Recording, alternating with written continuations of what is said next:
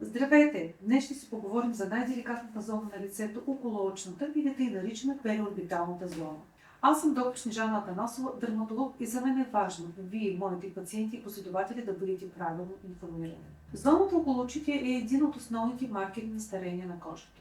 Анатомичните особености на периорбиталната област, в съчетание с функционалните натоварвания и емоциите, предизвикват първите оплаквания от подпухналост, бръчки и тъмни кръгове. При някои хора това започва още на 25 годишна възраст.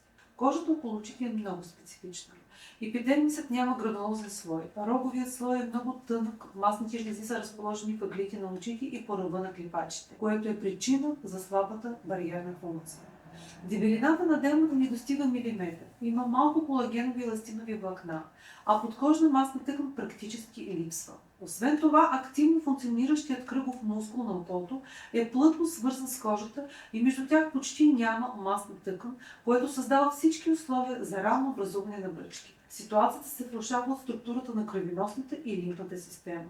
Като в резултат на спазъм на капилярите, хипоксията води до метаболитни нарушения и поява на хроничен застой, облаци и тъмни кръгови под очите. Изключително високата активност на очите, емоционалният стрес, външните и вътрешните фактори, липсата на сън и лошите навици, в комбинация с особености на структурата на кожата, водят до появата на множество естетични проблеми в тази област. В следващото видео ще ви разкажа по-подробно за тях. Следете нашия канал за повече информация.